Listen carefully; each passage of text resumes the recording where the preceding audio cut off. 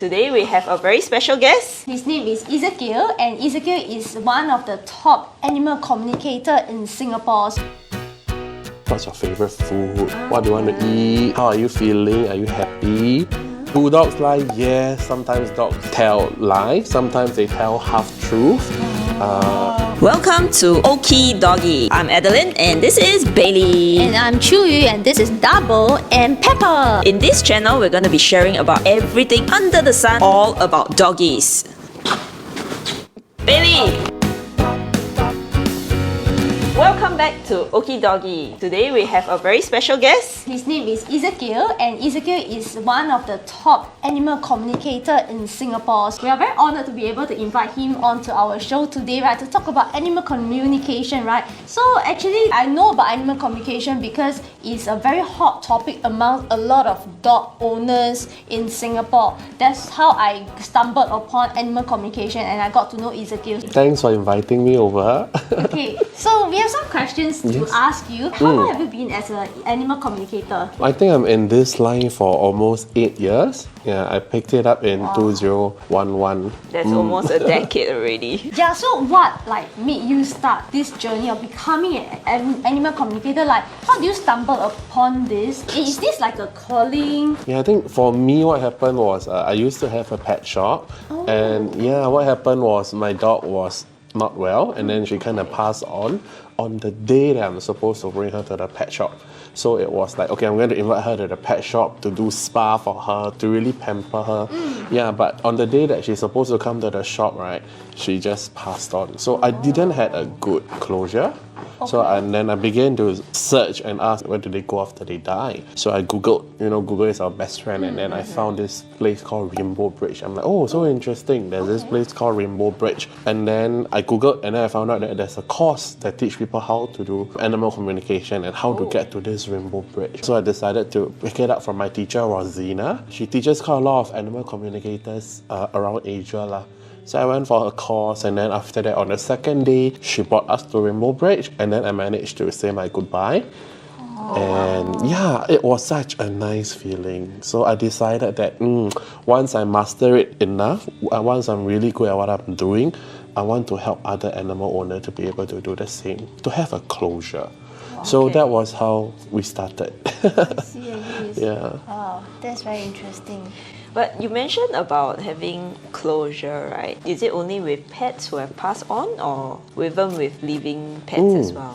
Closure is usually for dogs that has passed on, because they die maybe very abruptly or very sudden, and then the owners cannot take it. They are always very concerned where the animal is after they cross over. Yep. Yeah. So the purpose of doing an animal communication for them is to find out how they are doing currently. Are they still in pain? Do they have any last words or messages that they want to tell the owner? So we use this consult session to answer all these questions. For those that are alive, what they do is they want to know what their pet is thinking, how to make their life better, how to improve the quality of life, how to have a better and deeper understanding. So among all the people who consult you, right, usually what are the cases that you encounter? Are they more for behavioral problem? Are they more for just curious about what their dogs are thinking about, or are they more for Rainbow Bridge cases?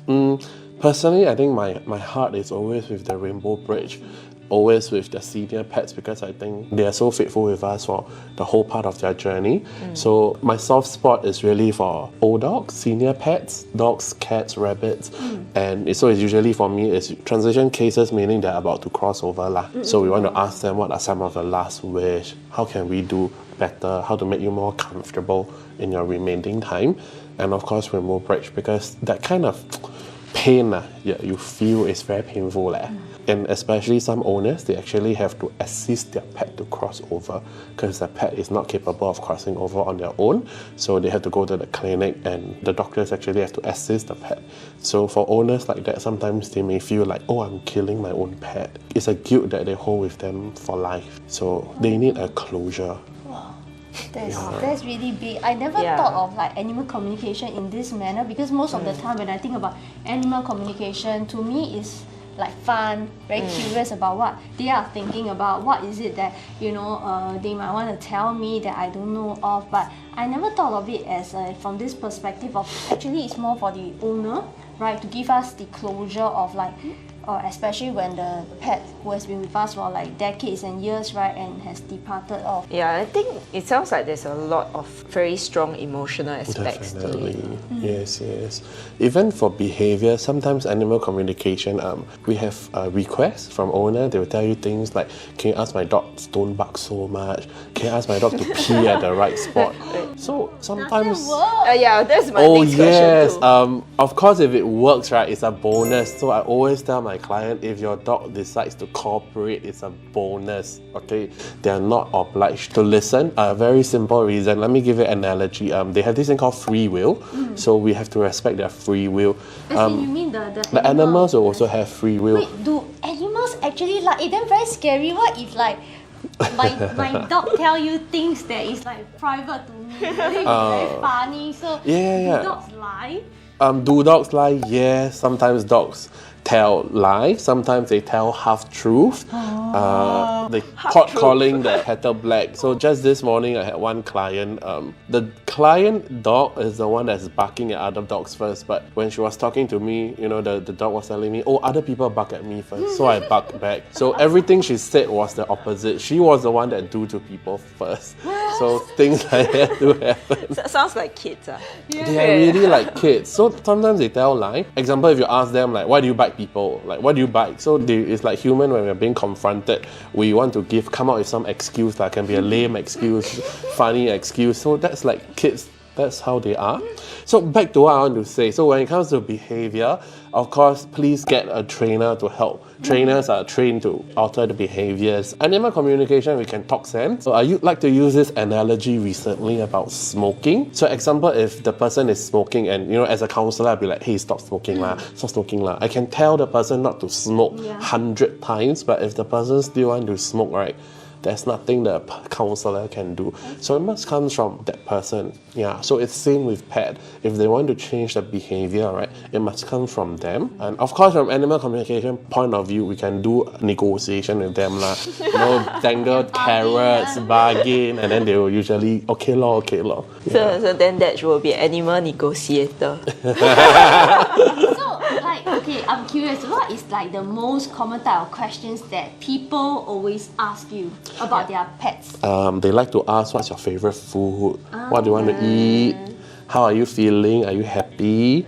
Any places you want to go? What are some of the things that you don't like me to do to you? Or what are some of the things that you like me to do to you?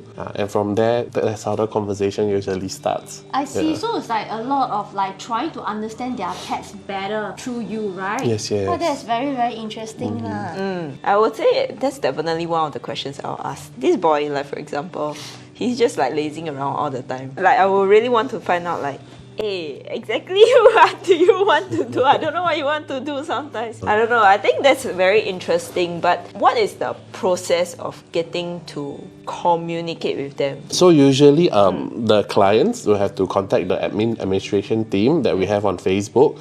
Then they will help us to fix appointment. So prior to the appointment, it's always good to... For me, I don't just because a client want to engage. There's so many owners that want to try. So usually I say if you want to try, go and find other communicators, because for me, I'm at this stage whereby I want to work with owners that are sincere, people that are really receptive to hear from pets. Because we have clients that once they hear from pets, right, they'll be like, I don't listen. To them, it's like 1 year in, 1 year out. So they don't really want to listen, they just want to hear what the pet have to say and then they just brush it off. So there are owners that's like that, or they'll just deny, no lah, he cannot eat this. Example, if the dog want to eat chicken, they'll say, no lah, I cannot give, I don't want to give because it's allergic and stuff like that. So there are some owners that are a little bit more, they want to hear what they want to hear. Okay. So I'm not the person that want to tell you what you want to hear. I'm a bit more straight to the point because I'm speaking on behalf of the animals. So I feel like we are their voice lah. So we want to speak for them. Yeah. So for us, usually we want to ask the intent. Like, why do you want to have a session with me? What exactly do you wish to achieve? Some just tell you things for fun, lor. So for fun, we'll not give them priority, whereas we always have cases like emergency cases. Oh, my dog is dying, my dog is being aggressive. If you don't do anything about it, we have to give him away. Yeah, so these are the more genuine cases, I would say. And then we usually get them to fix an appointment. And you actually have a list of questions that you can ask the pets. Some, we have 2 currently, 7 questions is called the Express. And then 15 questions is called a full consult. So it depends on your pet. So imagine if one shot I sit here, first day I know you ask you 15 questions. It's like being interrogated sometimes. So sometimes it's good to just have like 7 questions for a start. Yeah, just to get them, oh, this is how it works, can consider. Then after that, they have to list out the questions that they want to ask the pet, and then what are the messages that you want us to pass to them. So it's 2 ways. Yeah, we don't want to just download and grill them. We also want to pass them our messages, and then I'm going to listen to what they have to say. Usually I'll write it down, and then I'm going to pick up everything or the message. I'll call back the owner, and I'll share with them what the pet wants to say. So that's the whole process. So let's say if somebody wants to engage your service, right? If you guys want to engage Ezekiel's service, right? Must you be like seeing the dog physically, or it can be done remotely? Because I'm also speaking in case some of the audience, you guys are not from Singapore, you can't meet up with Ezekiel. So how can they find you? They can find you on your Facebook page, right? But how does it work? Usually for me, I prefer to communicate with them using photos. Animal communication simply, in a nutshell, it's them passing messages to you. Sometimes we hear them, sometimes it's visual, it's something that we see in the head. So a lot of communicators actually have this challenge. Is it my own? Did I make it up, or is it really from the pet? Let me educate first. Usually animal communication can be done in person, face to face, or it can be done over photos. My personal preference is I prefer to do it over photos, because sometimes when you are in person, you are able to observe the behavior of the pet, like within a few minutes, and you know, like, oh, this girl here is very friendly, and she likes people to touch, which is true, right? This is just something you can observe. You don't need to be a communicator to be able to do that. Whereas if it's really just a photo, right, it's either you get it right or you get it wrong. So it's like a standard I have for myself. Wow. Yeah. But I'm curious, so with a photo, how do you establish the connection? Is it a spiritual thing? Is it a energy thing? It's definitely energetic. It's like telepathy. So it's like a heart-to-heart connection. So we connect to their heart, and then they'll download the messages to us. They show us visuals to have a connection with her. So need not be like physical. Sometimes some owner will be like, hey, when during the session, do I need to put my dog one side? Do I need to put in a special place? Do I need to be around? Because they were thinking like the moment the dog connects, then the dog will be. Actually, it's not like that lah. It's just everything is very normal most of the time. Just so you know, I actually attended one of Ezekiel's class, right, where he was training a group of students like us, right, on how to become an animal communicator. So I want to ask you, is this skill of animal communication, right, inborn, or can it be learned? Definitely, I believe there's some that are born with just this gift to be able to hear the animals. More psychic, we call it the more psychic. But the good news is it's something that can be trained out. I'm a living example. Before that, I'm an educator, so I'm a teacher. So I'm very logical and systematic. So if you tell me something like animal communication is telepathic, close your eyes and visual audios will come to you, I'll be the first to roll my eye. So even until today, I'm still very skeptical. Skeptical not about animal communication, but about new age stuff in general. I'm very curious to explore, but I always want to know the rationale behind how it works. I'm not going to believe in something just because you tell me it works. Yeah. So some of my students, what they like to do, once they have that connection to the pet, they'll say, hey, is it really you? If it's you, can you turn your head? Can you move here? They'll ask for certain signs, and usually the animals will actually respond to it. So they know that, they are connected. So I have a lot of people that are like engineers, I have teachers, I have army regulars, people that's very structured, and they're all able to do the connection. So it's a skill that can be learned, and it's a one-day course, and we actually teach people how to do it. So if you guys are interested to learn, same thing, you can approach Ezekiel at his Facebook page, and I am one of his students, right? I guess I really didn't practice enough.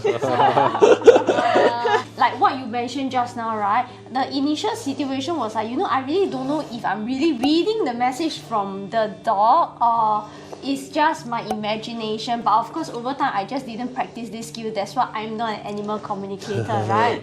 How about maybe you can share with us any of the most memorable case that you have? If you ask me, right, most of the cases are really very memorable because when you're doing animal communication, you are accessing the pet, and that portion it's something between themselves and the owner. So you get a glimpse into their very personal and private life. So every case is very memorable. So maybe I want to share the most recent one. You know, like Singapore and Malaysia, we are having this like lockdown. So I have a few recent clients that are Malaysians. They cannot go back to Malaysia, and their pets are going to cross over. So just a few days ago, I did one very memorable because the owner actually asked like, what is the last wish that this dog has? And the pet said, I want to see my owner one last time because it's more than a year since they saw her. And then after the session, that was in the afternoon, about 6 hours later, the dog actually crossed over. Oh no, I'm gonna cry already. We have quite a few of these Malaysian cases that so I always have a soft spot for them lah. So if like, especially if it's transition case, my operating hours are until 2 a.m. in the morning. Wow. So I think I'm the only one. I think some communicators in Singapore, they make noise. They be like, oh, I only want to work from this hour to work this hour. I have a work-life balance. Sometimes it's about being flexible lah. Because when you talk about life and death, you miss this period of time. That's it. You missed it. I have so many precious moments when it is done at night. 1 a.m., 2 a.m., 3 a.m. And the owners are very appreciative because you are there for them when they really need you. That final few moments just before the pet pass, you get the message across. That is something that is not monetary already. It's something more than that. I agree with you, right? So on that case, right? So I mean, the pet didn't get to see the owner. Then how do you like soothe the pet so that they can cross over peacefully? We asked the pet what are the messages that he has for this owner. So we just pass the message, lor. Wow. We also I just the perspective of what you do right now, because it was from like a very curious, like chit chat with your pet to this very serious topic of like, you know, actually it's about the closure, about like knowing what's the last wish and any other last message, right? I think it's a very meaningful thing to do, right? You know, as humans, we have like mental issues, right? Like depression, mental, you know, nowadays there's so much thing going on that emotionally, mentally, we are not able to process it. We need to seek help from psychiatrists. Same for animals lah. And the best part is nobody talk to these animals. Nobody is there to provide a listening ear for them for their entire life. So usually my response to skeptics out there is animal communication is really not a religion. If you don't believe in it, it's fine. But at least use this money to be able to provide a listening ear to your pet. I think it's money well spent. Because sometimes Chinese have a saying, 生出病来. 生出病来 means literally your illness came out from within you, from a mental issue. And some of these old pets actually do have this kind of condition because nobody is there for them. They bottle everything up on the inside. And that's where, you know, they get a bit sad, and that's where all the medical conditions start to surface as well.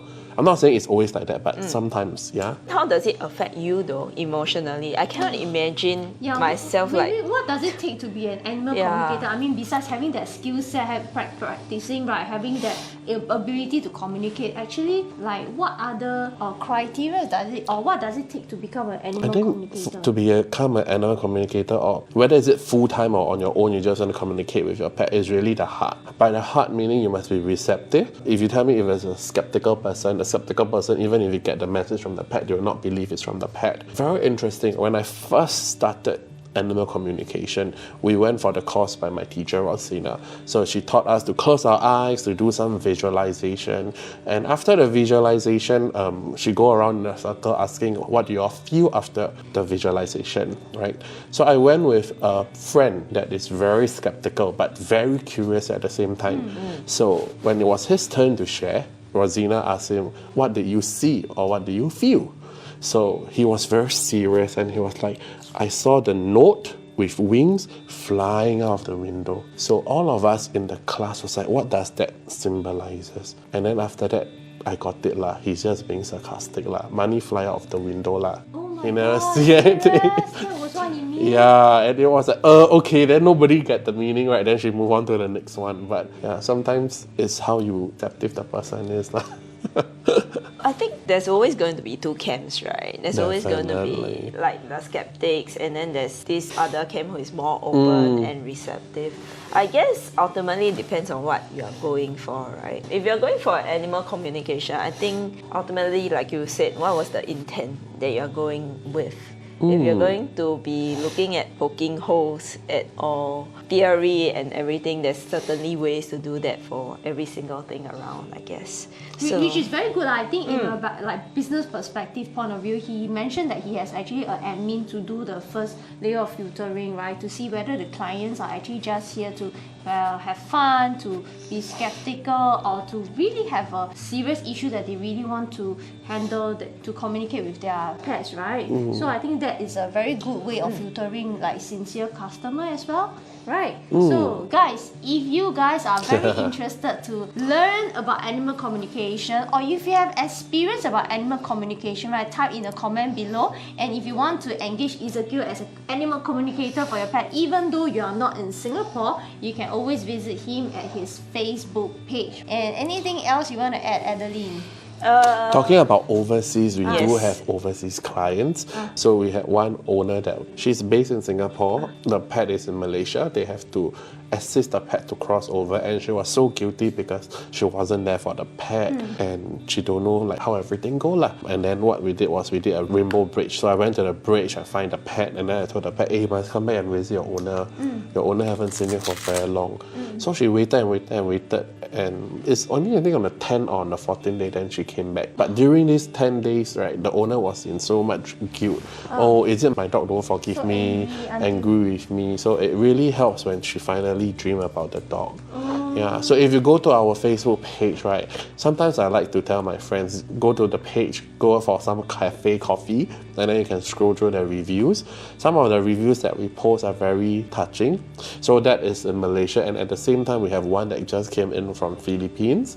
Also a very young dog, 3 years old or 5 years old, heart issue, and then just passed away. So owner also had issue like moving on in life. So with a session at Rainbow Bridge, the owner also dream about the pet, and then they are able to move on. Like for example, there's so much of Rainbow Bridge cases and stuff. I'm just curious because recently I just went out for dinner. I just saw this lost dog notification on the bridge lah. Yeah. So do people also look for you when they lost their pets? Of course, very good question. Actually, we get it all the time. Every other day, we have people messaging us.